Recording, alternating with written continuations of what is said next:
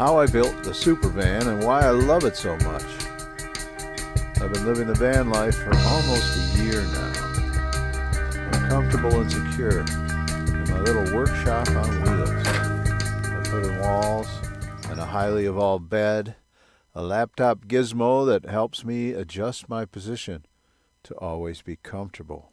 The massage feature keeps my circulation going during long editing sessions. And now I have all the electricity I require. I can do things I couldn't do during my bicycle trips. Lack of electricity was always the limit on what I could shoot and edit. I had to plug in and bootleg power at McDonald's, libraries, parks, sometimes paying for a one-night stay at a campground and paying extra for an RV site, so I had an electrical box where I could plug in and charge up all my electronics overnight. Sometimes I'd even get a motel. Without having to scramble and scrounge for electricity for my cameras, laptop, cell phone, and power packs, I can now charge the battery that powers all the electronics in the supervan while driving or idling the engine. The alternator sends the charge to the electrical system I installed. I'll add 2 flexible solar panels to the roof when my budget says do it. I'm very happy with my video editing studio, my office, my living room, my dining room. I have a fire extinguisher ready for trouble. Side note, if you get one of these, remove the plastic at the top as soon as you're placing it into position. It took me a long time to pick at the plastic, figure out how to get it off. When a fire breaks out, it spreads in seconds in a confined space. If those seconds are wasted while trying to get this little piece of plastic off so I can use the fire extinguisher, I could lose the supervan and possibly be trapped in there, burned alive, all because I couldn't get the little plastic off in time.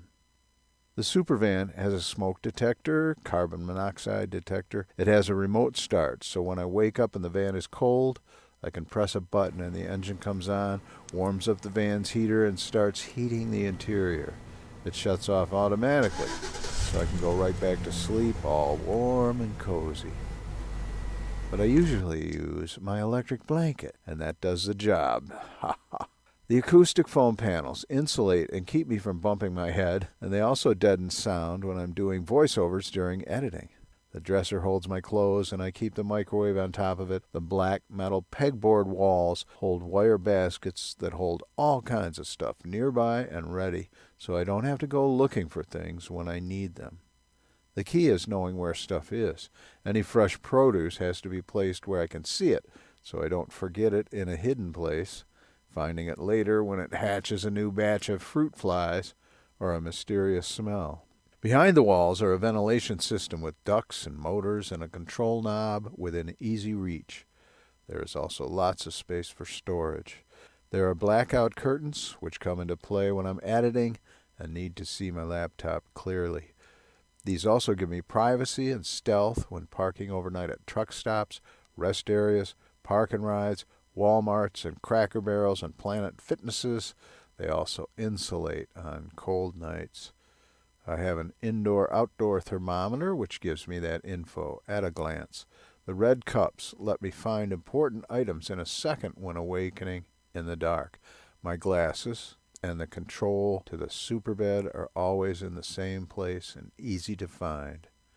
Nearby baskets keep Q-tips, eye drops, nasal spray, dental picks within easy reach. My headlamp is always where it should be and lets me be ready to go in the dark during an emergency.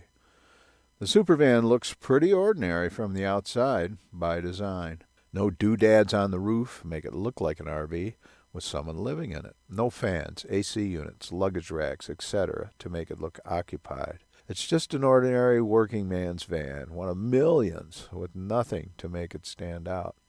That way I have more options for parking overnight than RVers do. Our connection to nature can be nurtured. I'm here to help by exploring the deep woods and remote places and sharing it with you. If you can't be in nature, you can have the same deep connection by watching my videos. That's my purpose, and I consider myself honored to help fill your natural yearning by living vicariously through my videos.